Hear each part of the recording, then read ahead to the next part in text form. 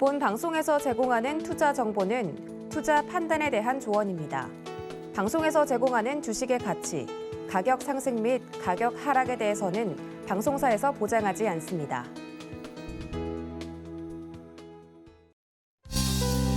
네, 시청자 여러분 안녕하십니까? 오늘장 내일장 출발합니다. 한수정입니다. 미국 증시 간밤에 하락 마감을 했고 국내 증시 역시 오늘은 부진한 모습을 나타내고 있습니다. 우크라이나와 러시아의 장관급 회담이 별다른 성과 없이 끝난 가운데 무엇보다 물가 상승 우려가 커지고 있어서인데요. 어느덧 FOMC 회의가 바로 다음 주로 다가왔습니다. 이제는 전쟁 이슈는 시장이 어느 정도 소화를 하고 있는 상황이지만 물가 상승 압력이 다시 한번 시장 조이기에 나서고 있는데요. 또 새로운 국면이 찾아오고 있는 것 같습니다. 저희 오늘장 내일장에서 시장에 대한 전략들 챙겨가 보시길 바라겠습니다. 유튜브를 통해서도 참여 가능하죠. 유튜브 검색창에 서울경제TV 검색하시고요. 방송 보시면서 시장과 관련된 궁금증 남겨주시면 반영해서 답변 도와드리겠습니다. 금일분 방송에서 제공해드리는 정보는 투자 판단에 대한 조언입니다. 해당 종목의 가치와 수익률 보장해드리지 않는다는 점 참고하시길 바라겠고요. 또 저희 서울경제TV와 서울경제신문은 당사의 브랜드입니다. 서울경제증권TV와는 무관하며 기타 유사명칭에 주의하시기 바랍니다. 오늘장 내일장 출발합니다.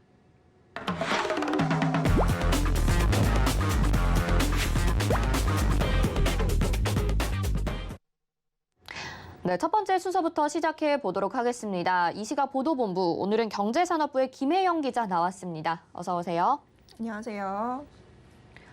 네, 어떤 뉴스들 준비하셨을까요? 헤드라인 뉴스 먼저 화면으로 만나보시죠.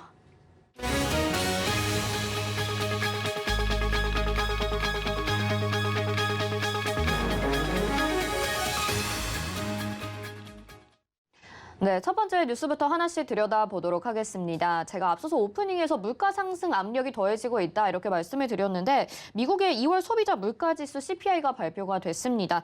2월에 물가지수가 급등했다고요? 네, 미국의 소비자 물가지수가 고공행진을 이어가고 있습니다. 지난 2월 미국의 CPI를 살펴보면 1년 전과 비교해 7.9% 상승했습니다. 이는 시장의 예상치였던 7.8%를 웃도는 수준인데요. 1982년 이후, 그러니까 약 40년 만에 최고치입니다. CPI는 작년 12월을 기점으로 해서 3개월 연속 7%대 상승률을 이어가고 있습니다. 이 때문에 1980년대 초 수준의 초인플레이션이 현실화하고 있다, 이런 우려가 나오고 있는 상황인데요. 전체 물가 상승을 주도한 주 범위는 유가 상승 등 에너지 부문입니다.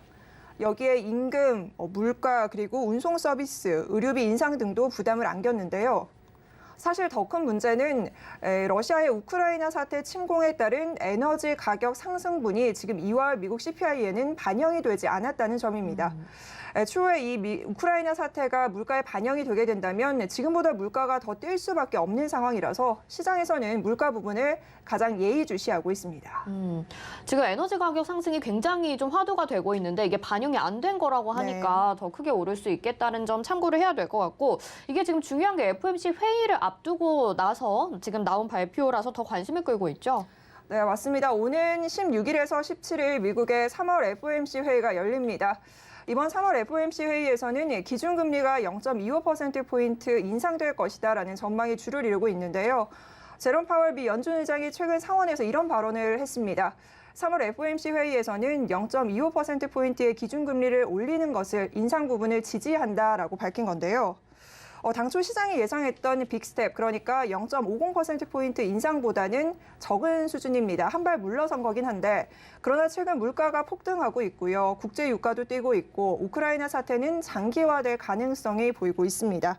여기에 더해서 저성장 속 인플레이션이 급등하는 스태그플레이션 공포도 굉장히 큰 상황이기 때문에 향후의 금리 인상 속도와 그리고 규모가 굉장히 중요한 상황인데요.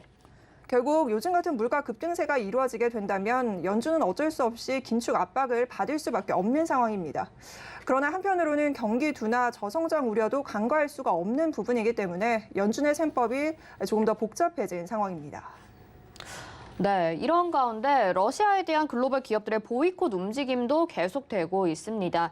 패션 브랜드 유니클로 아실 것 같은데 결국 러시아 잔류 결정을 철회했다고요? 네, 러시아의 우크라이나 침공 사태가 3주째 접어들었습니다. 이 가운데 글로벌 대기업들의 탈러시아화가 지금 잇따라 이어지고 있는데요. 러시아 시장에 남겠다며 논란을 일으켰던 유니클로도 결국 입장을 번복했습니다. 국제 여론이 악화하면서 결국 백기를 든 겁니다. 최근에 지난 7일이었죠. 유니클로 회장은 의료 같은 경우에는 생필품이기 때문에 러시아도 옷을 입을 권리가 있다며 우리는 러시아 시장에서 잔류하겠다라고 밝혔었는데 이후 국제사회 비판 여론이 강해지면서 결국은 전격 러시아 시장에서 철수를 밝혔습니다. 유니클로도 지금 결국엔 사업 중단을 선택한 가운데 또 미국의 대형 은행들도 탈러시아 선언에 동참하고 있다고요?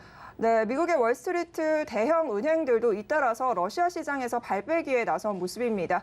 골드만삭스가 첫 번째 월스트리트 대형 은행에 이 러시아 탈선언을 했는데요. 자산 규모로 미 최대 은행인 JP모건도 성명을 발표했습니다. 우리는 러시아 시장에서 철수를 하고 향후에 그 어떤 신규 사업도 러시아에서는 진행하지 않겠다라며 선을 그었는데요. 이처럼 글로벌 기업들의 탈러시아 선언이 잇따르고 있는 가운데 향후에도 여러 기업들이 동참할 것으로 보여지고 있습니다. 네, 이렇게 러시아 탈러시아 선언들 하는 기업들에 대해서 알아봤고 이번에는 코로나19 이야기를 나눠보겠습니다. 이번에 코로나19 오미크론 유행과 관련해서 향후 10일 안에 정점을 맞을 것이다. 이런 전망들이 나오고 있다고요. 네, 코로나19 확진자가 연일 30만 명 안팎에 도달하는 수준입니다. 이 가운데 정부에서는 향후 10일 이내에 일일 확진자가 37만 명 수준에 도달하는 코로나19 정점 사태를 지금 얘기하고 있습니다. 이에 발맞춰서 확진자 치료 체계도 개편을 좀 하겠다라는 입장인데요. 효율적인 병상 운영을 위해서 운영 경증 환자의 경우에는 응압병실이 아닌 치료를 일반 병실에서 받을 수가 있게 됩니다. 이와 함께 동네 병원에서 전문가용 신속하원 진단에서 양성을 받게 되면 추가적인 증폭 검사 없이 확진을 인정하기로 했고요. 또한 60대 이상의 경우 확진자는 의료기관에서 양성을 받게 되면 추후에 이 약을 바로 탈 수가 있게 됩니다. 한편 이날 0시 기준 신규 코로나 확진자의 수는 28만 2,900여 명으로 집계가 됐는데 이 가운데 사망자는 229명으로 역대 최다치를 기록을 했습니다. 네, 10일 안에 정점을 맞을 것이다. 그러니까 37만 명까지 정점이라고 이야기를 하고 있고 그 이후에는 좀 나아졌으면 하는 바람입니다. 오늘 여기까지 듣겠습니다. 고맙습니다. 네, 이 시각 보도본부의 김혜영 기자와 함께했습니다. 이어서는 오늘 시장 들여다봐야겠죠. 이 시각 시황 브리핑 김혜연 캐스터가 전해드립니다. 안녕하십니까. 캐스터 김혜연입니다. 전일 기관과 개인의 매수세의 강한 모습이 보였던 국내 증시가 하루 만에 하락 전환을 하고 있는 모습입니다. 러시아와 우크라이나의 장관급 회담에서 큰 진전이 없었다라는 이야기가 나오고 있고요. 또 미국의 FOMC도 앞두고 있어서 인플레이션에 대한 우려가 커졌다라고 합니다. 그럼 이 시각 지수 상황부터 살펴보도록 하겠습니다. 코스피 지수 오늘 하락 출발을 했습니다. 계속해서 낙폭 키워나가고 있는 모습이죠. 현재 1.07% 하락한 2651포인트대에서 거래되고 있습니다. 이어서 코스닥 지수 확인해 보시죠. 코스닥 지수 오전장에 강한 상승이 보였지만 오후장 들어선 변동성을 키워나가고 있는 모습입니다. 현재 이 시간 0.01% 강세 보여지고요. 889포인트대에서 거래되고 있습니다. 이어서 수급 상황 확인해 보시죠. 개인이 하루 만에 매수로 돌아와 줬습니다. 개인 현재 9,583억 원 매수해주고 있고요. 외국인 5거래일 연속 매도 우위 보여집니다. 현재 5,645억 원 매도하고 있습니다. 이어서 코스닥의 수급 상황도 확인해 보시죠. 개인과 기관의 매수세가 들어와 주고 있습니다. 개인은 현재 341억 원 매수하고 있고요. 기관 매수폭 확대해 나가주고 있습니다. 현재 330억 원 매수세 보여지고 있습니다. 이어서 상승하는 업종 테마도 살펴보겠습니다.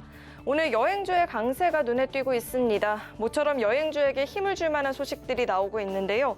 정부가 코로나19 백신 접종을 완료한 해외 입국자들에게 격리 면제를 하겠다라고 이야기했습니다. 여기에 윤석열 당선인의 방역체제 개편 공약에도 힘을 받고 있는데요. 합리적인 거리두기 조정안을 위해서 대통령 직속 특별본부를 설립해서 소상공인 그리고 자영업자 등 피해 업종을 지원하겠다라고 약속한 바가 있습니다. 현재 롯데 관광개발 5% 8%가 넘는 강세 보여지고 있고요. 모두 투어도 8% 가까운 상승세 보여집니다. 노랑풍선 현재 6.98% 오른 16,100원에 거래되고 있습니다. 이어서 하락하는 업종 테마도 살펴보겠습니다. 2차 전지 관련주들이 하락세 보여지고 있는데요. 오늘 시가총액이 큰 종목들의 하락세가 보여지면서 전반적인 낙폭이 보여지고 있는 상황입니다. 러시아와 우크라이나의 전쟁 여파로 세계 물가 상승이 현실화가 되고 있습니다. 러시아산 원자재 공급이 차질을 빚고 있다라고 하는데요. 테슬라는 전일 전기차 가격을 올리기도 했습니다. 여러 원자재 중에서 니켈 가격 급등이 그 원인이었다라고 하죠. 니켈은 대부분의 전기차에 사용되는 리튬 배터리 셀 핵심 성분이기 때문에 니켈값 상승이 전기차 가격 상승을 주도했다라고 합니다. 그로 인해서 전기차 시장 진출과 또 전기차의 대중화 계획에 차질이 생길 수 있다라는 우려가 커지고 있다라고 합니다. 삼성 SDI 현재 5.37% 하락세 보여지고 있고요.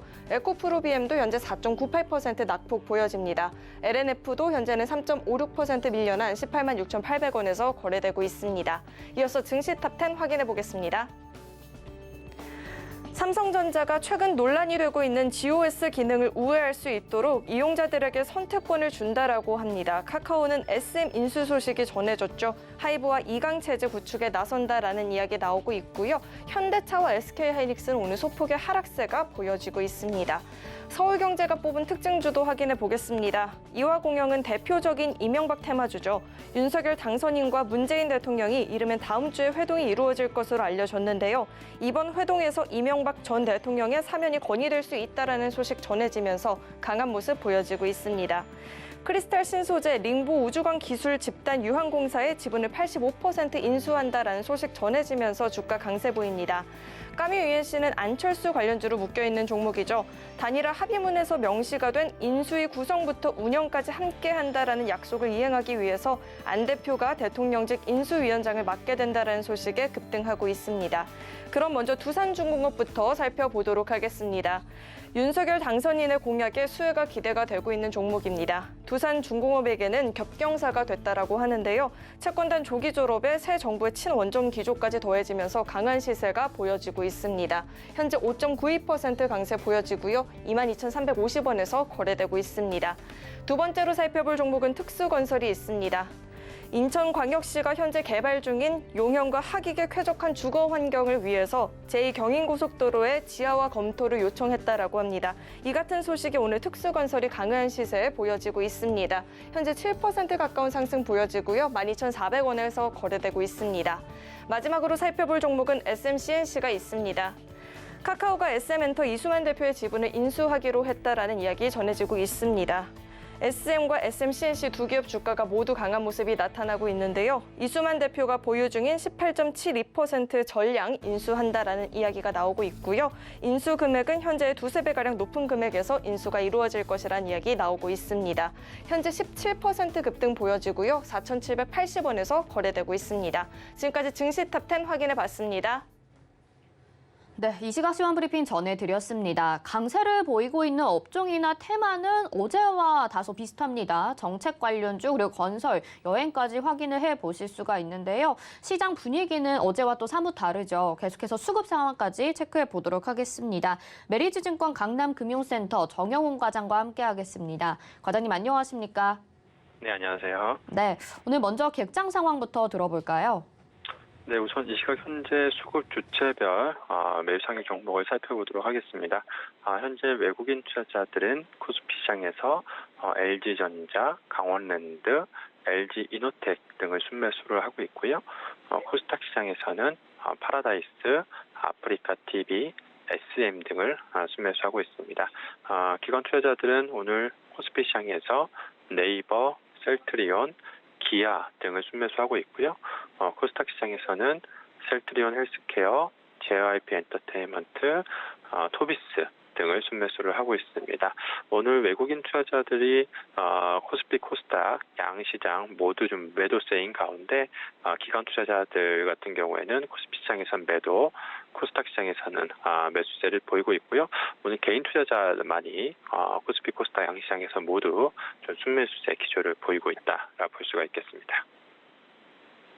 네, 오늘도 시장에서 외국인들의 수급은 부진하고요. 또 원달러 환율이 급등하기도 했습니다. 오늘 시장 한마디는 어떻게 정리를 해보면 좋을까요?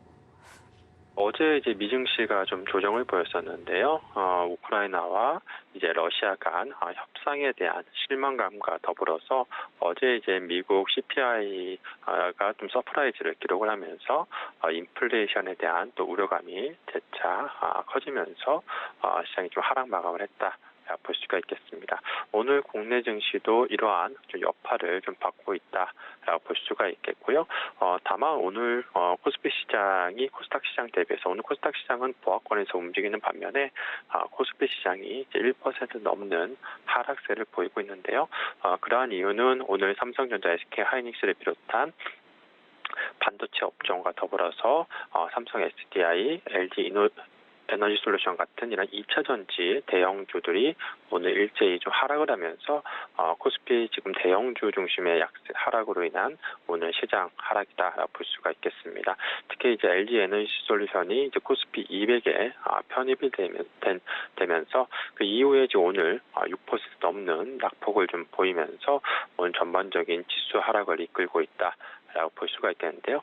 그렇지만 지금 지수는 하락하는 반면에 이제 개별 업종과 또 종목군들은 상대적으로 상당히 오늘 양호한 흐름을 좀 보여주고 있습니다.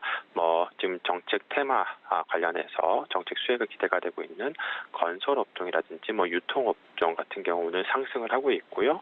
이 외에도 원자재 관련주라든지 리오프닝 관련주들 같은 경우에도 오늘 일제히 상승을 하고 있습니다. 지금 시점에서는 역시나 이러한 점을 봤을 때 지금 지수 흐름보다는 개별 업종과 종목 장세가 좀 지속되고 있는 상황이기 때문에 철저하게 개별 업종과 종목의 이슈에 좀 주목을 하면서 좀 시장 대응을 해야 되지 않을까 그렇게 보고 있습니다. 시장은 매일매일 지금 분위기가 다른 모습입니다. 개별 업종과 종목 장세 이야기를 해주셨으니까요. 하루하루 유의하면서 시장 대응을 하셔야 될 것 같습니다. 오늘 말씀 여기까지 듣겠습니다. 고맙습니다. 네, 고맙습니다. 네, 정영훈 과장과 함께했습니다. 자, 이어서는요, 경제인 이슈 시간인데요. 매주 금요일 한 주간의 증시를 짚어보는 시간입니다. 카카오페이 증권 기업금융센터의 윤정식 부장 연결해 보겠습니다. 부장님 안녕하십니까? 네, 안녕하세요. 네, 지금 앞서서도 시장에 대해서 이야기를 해보고 있는데 역시 하루하루 좀 다른 분위기가 미국 증시도 그렇고요. 오늘 국내 증시도 그렇습니다. 미국 증시도 하루 만에 하락으로 전환이 됐고 오늘 우리 증시도 부진한 모습 보여주고 있는데 최근에 양국 증시가 일희일비하는 모습이죠. 양국의 증시 흐름 좀 한번 짚어주시죠. 네, 이 국내 증시 같은 경우는 전일은 상승폭이 좀 줄면서 마감을 했죠. 좀 안타까운 모습이었는데 외국인 수급이 전일 같은 경우는 연동성이 좀 컸습니다. 국내 증시는 금융투자 중심이긴 했지만 그래도 7천억 원의 순매수를 보여주는 좋은 모습이 있었는데 외국인 같은 경우는 한 1,000억 정도 매도를 시작을 했다가 장중에 플러스로 전환을 했죠. 소폭 순매수로 전환을 했다가 마지막에 매도 금액을 키우면서 외국인이 4천억 이상 매도를 했습니다. 그러면서 상승폭도 당연히 2% 이상으로 좋았다가 1%대로 줄어드는 그런 모습을 보여줬는데요. 전일 미국 시장 움직임이 종가는 하락으로 마감을 했을지라도 하락폭을 줄이면서 마감을 했습니다. 이 개장 시간, 주식 시장 자체가 몇 시간만 더 지속이 됐더라도 플러스로 전환될 수 있을 만큼의 기대감도 있었는데요. 이런 부분들이 국내 증시에 좀 반영이 되면서 소폭 하락 혹은 장 후반에는 좀 올라갈 수 있는 그런 반등도 나오지 않겠나라는 기대감도 있었습니다. 하지만 기대와는 좀 다르게 코스피는 당연히 하락으로 출발했고요. 코스닥도 플러스로 출발했다가 하락하는 그런 모습들이 나왔는데 국내 증시 같은 경우는 LG 에너지솔루션 공매도 영향이 상당히 좀 컸습니다. 오늘 코스피 200 지수에 편입이 되면서 외국인의 공매도가 굉장히 강하게 매우 큰 금액이 나왔죠. 그러면서 좀 하락하는 모습이 나왔고요. 전체적으로는 박스권으로는 움직일 가능성이 높으나 이 안에서는 종목별로는 움직임들이 상당히 좀 차별화될 가능성이 높고요. 대형주들은 낙폭이 좀 과대했던 그런 종목들 위주로 대선 이후에 기대감이 있는 이런 섹터들 위주로 상승하고 있는 그런 모습입니다. 네, 대선이 또 끝났지 않습니까? 수요일에 끝나고 이제 어제 그리고 오늘까지 시장이 이어지고 있는데 대선 후에 허니문 랠리를 기대하셨던 분들도 있으실 것 같거든요. 근데 최근에는 뭐 지정학적 위기도 있는 상황이고 지금 앞에서 물가 상승에 대한 이야기도 나오고 있다 보니까 사실 큰 기대를 하기에는 좀 어려운 분위기가 아닌가라는 이야기도 나오고 있습니다. 실제로 증시 분위기도 좀 주춤하는 듯한 모습인데요. 증시가 좀 지지부진한 배경을 뭐라고 봐야 될지 궁금해요.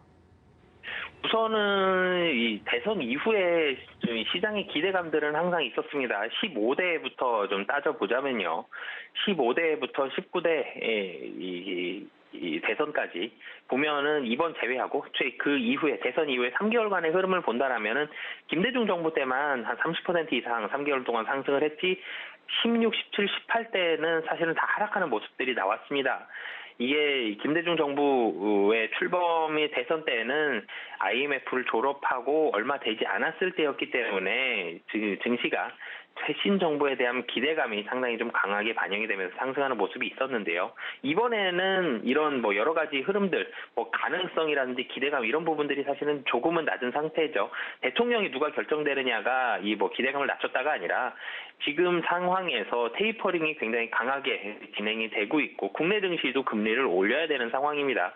미국 증시도 금리가 이번 달에 올라갈 거고요. 그리고 우크라이나 사태로 인해서 원자재 값 등을 포함한 이런 뭐 가격이 상당히 좀 올라가 있습니다. 경제 상황 자체가 전체적으로 상당히 위축돼 있기 때문에 심리적으로 기대는 하고 싶으나 기대감이 실현될 가능성은 좀 굉장히 좀 어려운, 실현되기는 좀 어려운 그런 경제 환경이다라고 보시면 되겠고요.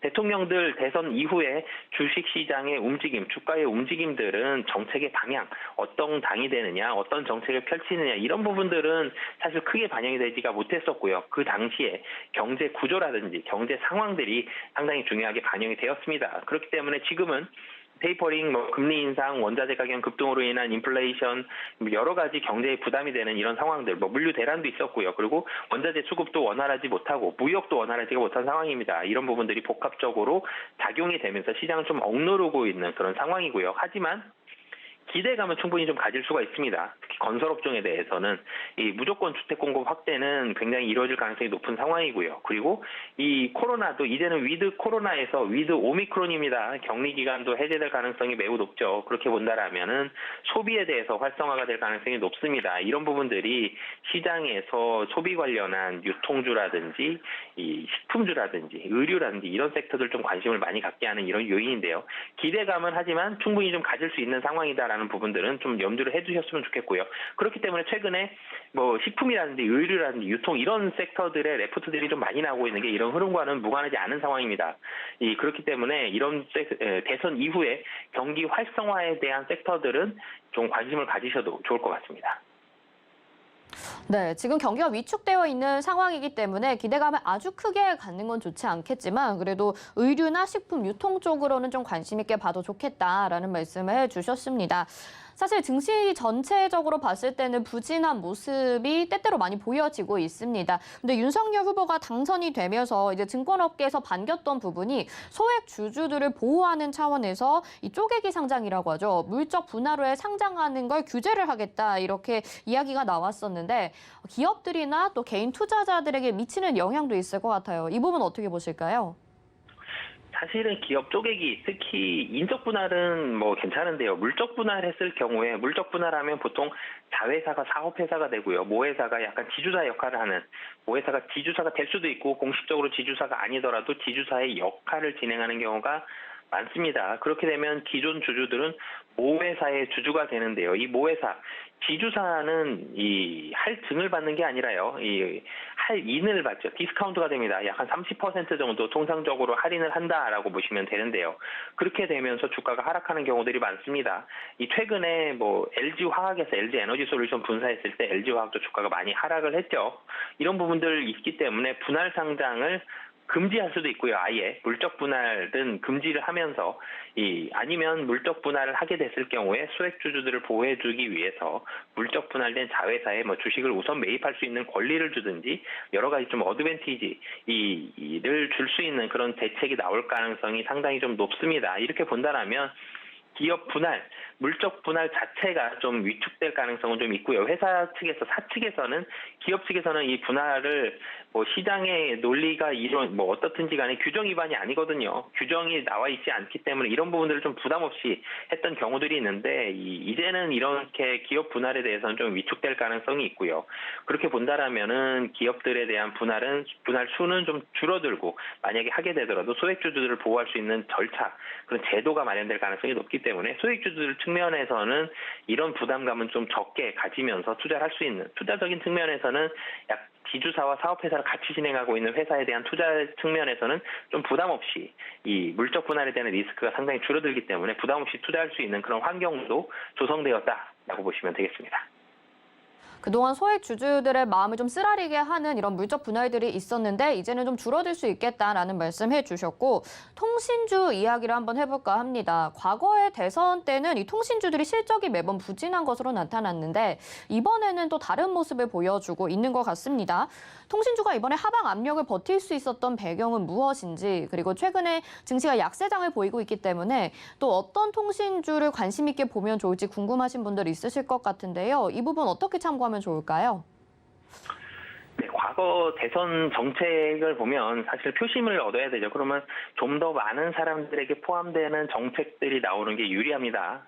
그렇기 때문에 뭐 기업들을 좀 옥죄더라도 이 일반 개인들한테 좀 혜택이 되는 그런 공약들을 많이 발의하는 경우가 많은데, 과거 대선 공약 시에는 통신비 인하에 대한 정책이 거의 매번 등장을 했습니다. 그렇게 본다면 통신비가 인하가 된다면 통신사들은 ARPU가 당연히 떨어지게 되죠. 마진이 떨어지게 됩니다. 이런 부분들에 대한 부담감들이 통신 3사는 대선 때마다 있었습니다. 그렇기 때문에 대선을 앞두고는 통신사들 굉장히 몸집을 웅크리고 있고요. 대선을 앞뒀을 때는 실적도 조금은 축소해서 최대한 좀 보수적으로 발표하는 경향들이 많았습니다. 실적이 좋은데 대선까지 겹치면 통신비 인하에 대해서 이 거부할 명분 자체가 좀 적기 때문에 이런 통신비 인하에 대한 정책들이 통신주주를 대선 기간 동안 주가를 억누르는 요인으로 작용을 했었는데요. 하지만 이번에는 통신비 인하 관련 정책이 사실 눈에 띄지가 않았죠. 대신 이제 다른 정책들이 상당히 좀 많이 나왔었습니다. 뭐 여러 가지 벤처 활성화라든지, 뭐 좀 전에 말씀드렸던 지주사 관련한 이슈라든지 다른 이슈들이 훨씬 더 많이 나왔었는데, 그렇기 때문에 이런 부분들에 대한 부담감이 이전 대선 때보다는, 선거 때보다는 부담감이 확실히 좀 낮은 상황이 있었고요. 그리고 또 한 가지는 통신주들에 대한 실적이 좋았습니다. 호실적을 기록을 했고요. 그리고 실적이 좋으면서 배당 관련한 기대감까지도 올라갔습니다. 배당도 상당히 적극적으로 주고 있는 상황이거든요. 이런 부분들이 통신주들에 대한 매력도를 올려놨고요. 무엇보다도 시장이 좀 불안했죠. 주가가 조정을 받고 있고 대외 경제 변수들이 상당히 좋지 않은 변수들이 많이 발생을 했습니다. 그렇게 되면 실적이 좀 안정적이고 배당이 좀 잘 나오고 이런 밸류에이션이 좀 낮고 이런 섹터들로 집중을 하기 마련인데, 통신주들도 경기 방어주 성격을 가지고 있죠. 이런 전체적인 글로벌 시장의 흐름까지도 이 통신주들에는 좋은 호재로 작용을 하면서 실적, 배당, 그리고 글로벌 경제 흐름, 이런 부분들이 모두 복합적으로 작용을 하면서 통신주들이 분위기가 이전 대선 때보다는 훨씬 좋은 상황이었다라고 보시면 되겠습니다. 네, 그러면 관심 있게 보시는 종목은 없으신 걸까요? LG U+ 좀 말씀을 드리겠는데요. 사실 통신 3사에 대한 영업이익, 매출액, 실적들은 굉장히 좋은 모습들이 3사가 다 잘 나오고 있습니다. 하지만 LG U+는 신규 주파수에 대한 가능성이 가장 높은 그런 통신사고요. 그리고 실적에 대한 상향되는 부분들, 이런 부분들도 기대감이 상당히 좀 좋습니다. 그래서 그런 부분들까지 본다라면 3사 중에서는 LG U+ 좀 관심 있게 보시면 좋을 것 같습니다.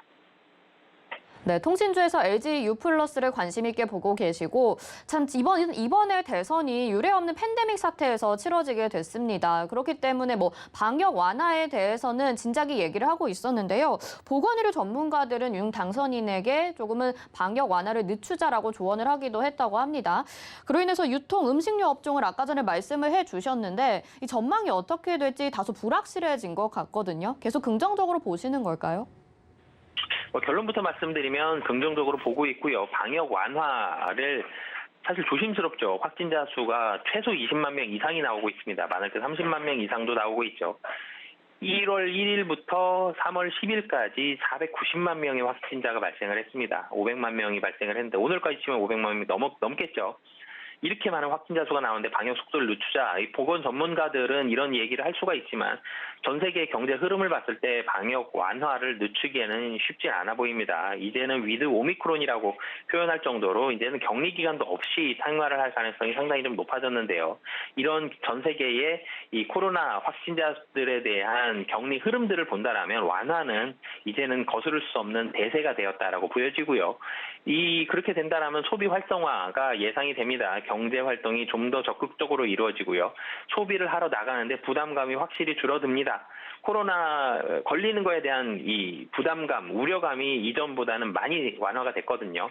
그렇기 때문에 소비에 대한 업종들, 유통 음식료 중에서도 특히 백화점, 그리고 음식료, 그리고 의류 관련한 종목들까지도 충분히 좀 수혜가 된다라고 말씀드리겠습니다.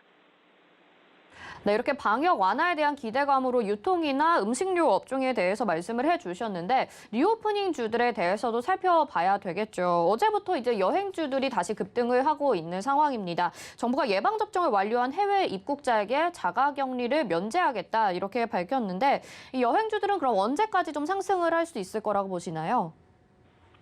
당분간은 사실은 계속적으로 좋은 흐름이 나올 것으로 보여집니다. 여행과 그리고 저가항공 이 두 업종은 코로나로 인해서 거의 아사 직전까지 갔었습니다. 현금 흐름이 굉장히 좋지 않은 그런 상황이었는데요. 해외여행 재개가 된다라면 굉장히 타이트해졌던 지금 상황에서 폭발적인 매출 성장은 충분히 좀 가능하다라고 보여지고요. 그렇게 됐을 때 일반 항공주들도 분위기가 좋겠지만 특히 저가 항공주들, 국내의 노선밖에 지금 사실 활용하지 못했던 저가 항공주들이 동남아라든지 아니면 중장거리 노선을 가지고 있는 항공사들은 유럽이라든지 미주까지 좀 확장을 한다면 실적은 좀 폭발적으로 일어날 가능성이 높다라고 보시면 되겠습니다. 네, 그리고 LG 에너지 솔루션이 오늘 코스피 200 지수에 편입이 됐습니다. 그런데 장중에 오늘 신저가를 기록하는 등의 약세가 이어지기도 했는데요. IPO 대어라고 불렸던 LG 에너지 솔루션 이렇게 좀 눈에 띌 만한 성과가 없는 이유에 대해서는 뭐라고 봐야 될까요? 우선은 글로벌 증시의 흐름입니다. 최근에는 기술주들 부담이 있었죠. 이제 한 2개월 전부터는 기술주가 좋지 않은 모습이 있었고요. 그러면서 2차 전지주도 사실은 동반부진했습니다. 미국 시장에서 테슬라와 리비안이 부진했죠. 그러면서 LG 에너지 솔루션, 국내에서도 2차 전지 관련한 종목들 부진한 흐름이 나왔고요. 이런 흐름들이 이어지면서 LG 에너지 솔루션 주가에도 부정적인 영향이 있었고, 그리고 LG 에너지 솔루션 수주 잔고는 CATL보다 좀 더 많습니다. 200조 원 이상의 수주 잔고를 가지고 있는데 이 수주 잔고가 많다는 얘기는 그만큼 생산할 수 있는 주문량이 많다는 거지만 이 부정적인 면을 살펴본다라면 주문량보다는 생산 속도가 못 따라가고 있다는 부분들이 있거든요. 원자재 대란 그리고 그만큼에 대한 공장 증설 속도 이런 부분들이 사실은 따라가지 못한 부분들이 있었습니다. 이런 생산량이나 매출액과 이익단이 회사의 시총만큼 좀 못 따라온다라는 부분들도 있었고요. 그리고 오늘 같은 경우 특히나 더 코스피 200 조기 편입이 되었습니다. 그런데 분명히 수급이 들어올 줄로 기대했지만 외국인은 수급에 들어오는 부분들, ETF에서 들어오는 자금보다는 공매도에 좀 더 집중을 했죠. 외국인의 수급 창구, 오늘 같은 경우 매도 창구 5개 중에 3개가 외국인 매도 창구인데 아침에는 5개가 다 외국인 창구였습니다. 그만큼 외국인의 공매도 영향이 있기 때문에 단기적으로는 외국인의 공매도 영향은 좀 있다라고 보여지고요. 하지만 중장기적으로 봤을 때 원자재 대란도 완화가 될 것이고요. 2차 전지의 생산과 판매 속도는 늘어나게 됩니다. 그런 부분들까지 본다라면, 그리고 코스피 200 지수를 추종하는 ETF들의 자금 한 5천억 정도로 추정이 되는데 들어온다라면 그러면 LG 에너지 솔루션 중장기적으로 좀 안정적이 될 가능성이 높아 보이거든요. 그래서 단기적으로는 공매도의 영향으로 좋지 않으나 중장기적으로 봤을 때는 충분히 주가에 대한 상승 가능성이 높다라고 보여집니다. 네, 알겠습니다. LG 에너지 솔루션 종목에 대한 이야기까지 나눠봤습니다. 오늘 말씀 여기까지 듣겠습니다. 고맙습니다. 네, 감사합니다. 네, 카카오페이 증권 윤정식 부장과 함께 했습니다. 자, 이어서는요, 지금 시장 흐름 한번 짚어보도록 하겠습니다. 코스피 지수부터 확인해 보시죠. 현재 1.20% 하락하고 있고요. 2648.10포인트의 거래가 되고 있습니다. 오늘 장중에 계속해서 하락하는 움직임 보여주고 있고요. 장중 저점 부근이죠. 최저점은 2647포인트입니다. 다음 보시겠습니다. 코스피 수급 상황 보겠습니다. 개인들이 1조 원 넘게 오늘도 매수를 해주고 있고요. 기관과 외국인의 동반 매도세가 나타나고 있습니다. 개인들이 4,672억 원 매도 우위 보여주고 있고 코스닥 시장에서는 오히려 매수를 해주고 있습니다. 외국인은 6,113억 원 매도 우위 보여주면서 오늘 양 주체가 매도하고 있는 모습 확인하실 수 있습니다. 다음 시가총액 상위 종목들 확인해 보겠습니다. 네, 1위부터 5위까지 오늘 다 부진한 모습 나타내고 있고요. LG 에너지솔루션 방금 전에 말씀을 드렸는데 39만 1,000원에 거래되고 있고 장중 저점입니다. 6.35% 하락하고 있고요. 삼성전자, SK하이닉스 모두 부진한 모습 나타내고 있고 2% 안팎의 하락세가 나타나고 있습니다. 삼성전자 7만 원 이탈하면서 69,800원에 거래되고 있고요. SK하이닉스도 12만 원 이탈하면서 11만 6천 원에 거래되고 있습니다. 네이버 어제 강한 모습 보여줬는데 역시 오늘은 부진한 모습 보여지고 있고 카카오만이 빨간불을 켜고 있습니다. 1.50% 강세 보여지면서 10만 1,500원에 거래되고 있고요. 오늘 LG화학과 삼성 SDI 5% 넘는 하락세 보여줍니다. 47만 원, 47만 3,500원에 각각 거래되고 있습니다. 다음 코스닥 지수 확인해 보도록 하겠습니다.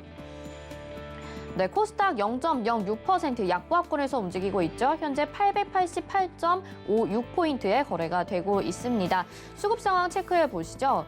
오늘 코스닥에서는 기관들이 그래도 소량 매수를 해주고 있는데요. 개인이 377억 원, 기관이 253억 원 매수해주고 있는 가운데 외국인이 537억 원 매도 우위에 나서고 있습니다. 시가총액 상위 종목들 확인해 보도록 하겠습니다. 네, 혼조세 보여지고 있고요. 셀트리온 헬스케어가 1.66% 강세 보여지고 있고 에코프로비엠, 펄어비스, LNF 모두 부진한 모습 나타나고 있습니다. 5% 넘는 하락세가 보여지기도 하고요. 카카오게임즈 강보합권 보이고 있습니다. 74,400원에 거래되고 있습니다. 6위부터 10위도 확인해 보시죠. 리노공업이 2.57% 강세 보여지면서 지금 시가총액 상위 종목 10위에 이름 올리고 있고요. 나머지 종목들 모두 파란불 들어와 있습니다. 위메이드, 셀트리온 제약, 약보합권이고요. AHLB 1.80%, 첨보는 1.40% 조정받고 있습니다. 네, 코스닥도 장중에 조정 흐름이 계속 나오면서 음봉으로 전환이 됐다가 지금은 약간 그래도 들어 올리고 있는 모습인 것 같습니다. 마감 때까지 이 흐름 유지할 수 있을지 계속해서 저희와 함께 지켜보시고요. 이어서는요, 이주연 파트너 연결해서 이 시각 시황 흐름과 또 강세 업종 이야기 나눠보도록 하겠습니다. 이주연 파트너님 안녕하십니까? 네, 안녕하세요. 네, 오늘 시장을 주도하고 있는 내용들에 대해서 한번 들어볼까요? 네. 오늘장 같은 경우 지금, 아시아 증시 전반적으로 좀 좋지 않은, 그런 상황인데요. 지수가 쌍바닥 구간에서 일단 반등 나오는 흐름, 우리나라 증시도 그렇고, 미국 증시도 그렇습니다. 그래서 지금 현재 국내 증시의 흐름은, 미국 장과 함께 좀, 비싸게 흘러가는 흐름이다라고 봐야 될 것 같고요. 니케이 지수가 마이너스 2.3%, 그 다음에 홍콩 항생 마이너스 3%, 상해종합 마이너스 2%, 그리고 신천도 마이너스 2.3%인데 아시아 증시 전반적으로 굉장히 지금 약세입니다. 그럼에도 불구하고 국내 증시 지금 코스피 마이너스 1% 정도로 지켜주고 있고 코스닥 같은 경우는 이제 보합권에서 지켜내고 있는 그런 모습이기 때문에 상대적으로 굉장히 좀 강한 흐름을 보여주고 있다라고 생각을 하시면 될 것 같고요. 요런 흐름들이 한 2, 3주 동안 계속 좀 이어졌던 것 같아요. 국내 증시가, 실질적으로, 코스피, 코스닥, 기존의, 흐름과는 좀 다르게 우리 아이가 달라졌어요라는 얘기가 나올 정도로, 보통 시장 글로벌적으로 하락을 하면, 좀 더, 많이 빠지고 하는 그런 경향들이 있었는데, 그런 부분에서는 긍정적으로 시장을 좀 볼 수 있지 않겠나라는 생각이 들고요. 다만 지금 계속 제가 시장에 대해서 이야기 드릴 때마다 이야기 드리는 부분 중에 하나가 고점을 계속 낮추는 흐름들은 좋지 않은 그런 흐름이다라고 이야기를 드렸고 지금 보시는 것처럼 고점을 계속 낮추면서 지금 조정이 나오고 있는 상황이고요. 오늘 하락이 나왔기 때문에 이 고점이 한 단계 더 내려갔다라고 생각하시면 될 것 같습니다. 그래서 이 저점 구간을 전저점 구간을 이탈하는 흐름이 나오게 될 경우에는 추가적인 하락도 생각을 해야 되는 부분이고 그렇게 될 경우에는 마지막 하락 파동이다라고 저는 좀 생각을 하는데 그게 좀 크게 내릴 수도 있다라고 봐야 될 것 같습니다. 미국 증시를 보면 뭐 거의 똑같은 흐름이다라고 볼 수 있을 정도로 지금 뭐 쌍바닥 형태 위치에서 굉장히 중요한 자리에 놓여 있고 역시나 뭐 고점을 한 번도 높이지 못하는 그런 파동들이 만들어지고 있는 상황이기 때문에 저점 이탈 시에는 추가 조정이 더 나올 가능성 상당히 높다라고 생각을 하고 보셔야 될 것 같아요. 다만 선물이 일단 단기적으로 미선물 지수입니다. 단기적으로 이런 쌍바닥 자리를 만들어 놓고 그리고 요 구간이 지금 단기적인 하락 추세를 좀 돌려 세우는 그런 흐름으로 만들어지고 있기 때문에 이 지금 오늘 저점이라고 해야 되겠죠. 오늘 저점인 뭐 13,400포인트 정도 요 구간을 요 선물이 미나스닥 선물이 지켜준다라고 하면 뭐 다음 주 반등하는 흐름으로 좀 이어질 수도 있겠다라는 생각이 드는 부분이라서 오늘장 뭐 굉장히 괜찮다라는 생각이 드네요. 네, 그렇다면 오늘 시장을 주도하고 있는 특징주들에 대해서 알아봐야 될 것 같습니다. 어떤 특징주들 보셨을까요? 네, 오늘 특징주 뭐 아침부터 굉장히 강하게 움직였던 섹터 바로 이제 건설이죠. 어저께 머니 트렌드 저녁 방송 시간에도 건설주들을 가지고 제가 이야기를 드렸었는데 그 이유가 상한가 종목이 건설에서 2종목이 나왔다라고 이야기를 드렸습니다. 보통 상한가 2,400개 종목들 중에서 나오는 상한가는 한 4개에서 5개, 많게는 뭐 한 7개 정도 나오는데 확률로 따졌을 때 1%가 안 되는 그런 확률이죠. 그런데 이런 섹터 내에서 상한가가 나왔다라는 부분은 분명히 그쪽 섹터로의 강한 수급 쏠림이 있다라고 봐야 되는 부분이고요. 대형 건설사들, 뭐 현대건설, 그다음에 뭐 GS건설, 뭐 할 것 없이 지금 수급이 전일부터 좀 강하게 들어왔던 부분, 그리고 오늘은 지금 이화공명이라든지 뭐 우원개발, 중소형 개발 이제 건설사들이 대부분 좀 큰 폭으로 지금 상승을 하고 있기 때문에 이 건설 관련주들 역시 좀 특징주도 볼 수 있겠고, 이 중에서 오늘 그 거래대금이 시장에서 뭐 삼성전자나 SK하이닉스 이런 대형주들을 제외하고요. 중소형주들 중에서 가장 많이 나오고 있는 종목이 삼부토건입니다. 약 5,500억 정도의 거래대금이 터지고 있다. 그 말인즉슨 시장에서 가장 많은 사람들이 매매를 하고 있는 종목 중에 하나다라고 볼 수 있을 것 같고, 그런 부분에서 오늘 특징주 한신기계 삼부토건 건설주 중에서 이 종목이 좀 특징주다라고 생각이 들고요. 워낙에 그 앞서서 대선에 그 이낙연 관련주로도 엮였었고요. 이재명 관련주로도 엮였고, 이후에는 또 정부 정책주다 하면서 또 반등이 나오고 했던 그런 종목이기 때문에 추가적인 상승 흐름이 나오는 부분들은 좀 제한적일 수 있다라고 생각이 듭니다. 오늘 뭐 고점 대비해서 낙폭이 강하게 나왔기 때문에 내일 정도 반등이 나오는 그런 흐름들은 나올 수 있겠지만, 이게 뭐 앞에 보시는 이런 매물대를 다 뚫어내고 추가적인 상승으로 계속 올라가기에는 힘들지 않겠나라는 생각이 들고요. 그런 부분에서 좀 조심하셔야 되겠다라는 생각이 듭니다. 그리고 한 가지 더 이야기를 드리면, 테마를 형성을 해서 지금 움직이는 부분이 분명히 있는데, 좀 너무 많은 종목들이 상한가를 단체로 간다든지, 급등이 크게 나온다든지 하는 경우는 보통 끝물인 경우들이 있다라는 부분, 끝물이 될지 안 될지는 시간이 지나봐야 알겠지만 그런 가능성이 있다라는 부분에서 좀 조심을 하셔야겠다라는 생각이 들고요. 기존에 이야기 드렸던 것처럼 뭐 신원종합개발처럼 이제 바닥권까지 빠졌다가 반등이 나오고 하는 그런 종목들이 아니라 중간에 내려오다가 지금 이슈를 타고 올라가는 부분이 있기 때문에 좀 조심하시면서 접근하시는 게 필요하다. 다만 거래대금이 5,500억이나 터졌기 때문에 시장에서 많은 사람들에게 관심을 받고 있다는 부분은 추가적인 상승 흐름도 충분히 만들어낼 수 있는 그런 강한 힘을 수급이 들어온 종목이다. 뭐 돈이 들어왔다. 뭐 이렇게 얘기를 충분히 할 수 있는 그런 부분이 있다라는 거 참고를 하셔가지고 보시고, 건설 쪽은 뭐 오늘 강하게 올랐기 때문에 뭐 월요일 날 쉬어가는 그런 흐름들이 나온다 하더라도요.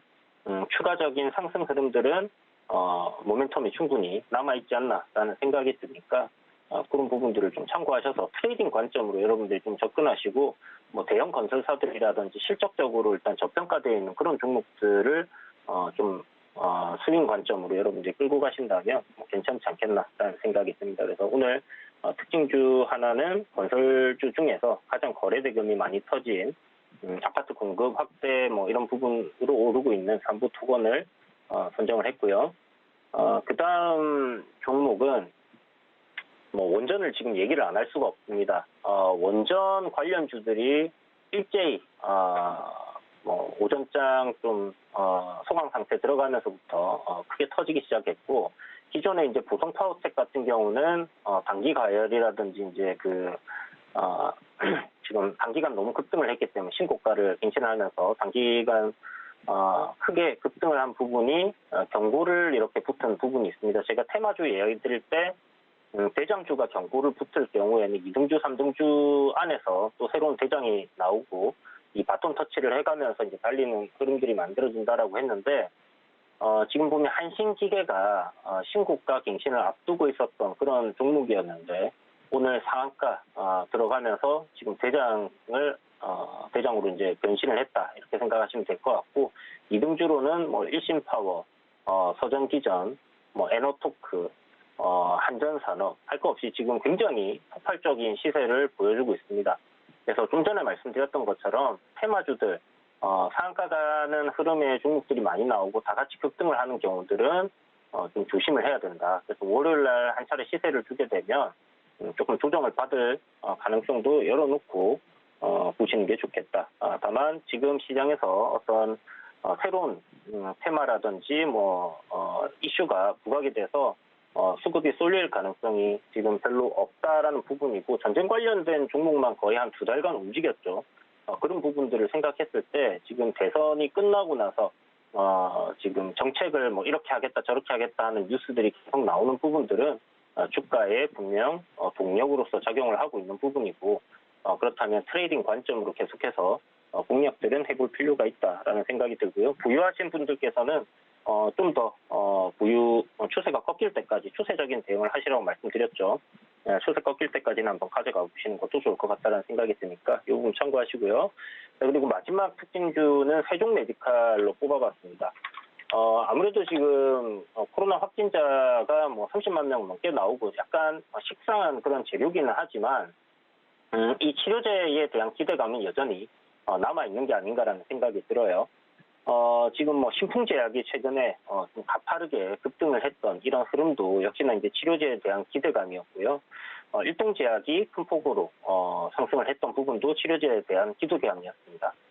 세종메디칼 역시 이런 그 코로나19 치료제 관련된 이슈를 가지고 있고 오늘 나온 뉴스가 보면 이제 제넨셀과 함께 같이 합작으로 이렇게 지금 경구용 치료제에 대한 부분들 협력을 하고 있는 상황인데 임상 2상과 3상 지금 그 승인을 받아가지고 진행을 한다라는 이야기가 나오면서 오늘 지금 급등이 나왔거든요. 근데 일단 보시는 것처럼 하락 추세에서 거래량이 좀 크게 터지면서 오늘 장대 양봉으로 저항 구간을 돌파하는 그런 위치에 놓여 있습니다. 그래서 다음 주에 요 한 차례 뭐 눌림이 나온다 하더라도 저점을 이탈하지 않는 선에서 추가 상승세 나와주고 저항 뚫어낸다라면 굉장히 좀 큰 폭으로 시세가 나올 수 있는 그런 부분들은 분명히 있다라는 생각이 드니까 세종메디칼도 여러분들이 좀 관심 있게 지켜보셨다가 눌림 나올 때 한번 공략을 해보셔도 괜찮지 싶어서 지금 현재 시장에 있는 이슈들 중에서 좀 괜찮은 이슈다라는 생각이 들어 특징주로 선별을 하게 되었습니다. 네, 건설주, 원전주, 그리고 코로나19 치료제 이슈까지 종목들 말씀을 해주셨고 변동성이 큰 시장이잖아요. 다음 주 전략은 또 FOMC 회의도 앞두고 있는데 어떻게 전략을 세워보면 될지 짧게 말씀 부탁드릴게요. 네, 다음 주 FOMC 회의가 있고 금리 인상을 팬데믹 이후에 아마 처음으로 하게 되는 시점이 되지 않을까라는 생각이 듭니다. 그동안 시장이 하락했던 부분들이 결국은 이제 금리 인상에 대한 우려감 이런 부분들을 선반영하면서 내려왔던 부분이기 때문에 금리 인상을 시작을 한다라는 것은 이런 우려감이 결국은 이제 현실이 되는 거죠. 그렇다면 금리 인상을 했으니까 시장이 더 빠지냐라고 할 수 있겠지만 실질적으로 이제 그동안에 얼마나 인상을 할지 언제 인상을 할지에 대한 그런 불안감들이 현실화되었다라는 것은 악재 해소로 우리가 생각을 할 수 있겠고 모두가 이제 다 예상을 하던 부분입니다. 금리 인상을 한다라는 것은. 그래서 그게 이제 진행이 된다라는 것은 시장이 상승을 할 수 있는 그런 상황으로 돌입한다라고 좀 보셔도 좋을 것 같고요. 그렇다면 아까 전에 지수 이야기를 드렸을 때 쌍바닥 구간에서 돌리는 흐름이 만들어지고 있는데 이런 금리 인상 이슈 이후에 그 저점을 이탈하지 않는다라고 하면 시장은 단기적으로 바닥을 찍었다라고 하고 추세 전환을 할 수 있는 그런 환경이 만들어질 수 있다 이렇게 생각을 합니다. 그래서 긍정적인 요인으로 좀 생각을 해볼 수 있겠고 다만 금리 인상 이후에 만약 인플레이션이 잡히지 않는다라고 해서 물가 상승을 잡지 못한다라고 했을 때는 반등 이후에 시장이 다시 한번 스태그플레이션 공포감에 밀릴 수도 있다라는 부분들 그리고 아직 전쟁 이슈가 사라지지 않았다라는 부분들을 생각하면 지수적인 측면에서 확실하게 상방으로의 방향을 확인을 하고 접근하는 것이 중요하다. 그렇기 때문에 아직은 보수적으로 대응하시고 저항을 돌파하고 시장이 안정적인 그런 상승 흐름을 잡을 때까지는 트레이딩 관점으로만 시장에 접근하시는 게 좋겠다. 이렇게 말씀드리겠습니다. 네, 이주현 파트너와 계속해서 함께 도움 받아보고 싶다 하시는 분들은 샵 0082번으로 이주현 세 글자 보내주시기 바랍니다. 저희가 노란톡으로 안내 도와드리니까요. 여기서 더 많은 이야기 나눠보시길 바랄게요. 여기서 인사드리겠습니다. 고맙습니다. 네, 감사합니다. 네, 본 방송에서 제공해드린 정보는 투자 판단에 대한 조언입니다. 해당 종목의 가치와 수익률 보장해드리지 않는다는 점 참고하시길 바라겠고요. 또 저희 서울경제TV와 서울경제신문은 당사의 브랜드입니다. 서울경제증권TV와는 무관하며 기타 유사 명칭에 주의하시기 바랍니다. 잠시 후 마감 임박 60분의 승부로 다시 돌아오겠습니다. 고맙습니다.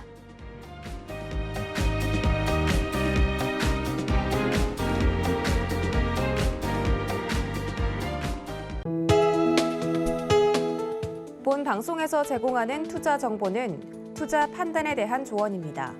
방송에서 제공하는 주식의 가치, 가격 상승 및 가격 하락에 대해서는 방송사에서 보장하지 않습니다.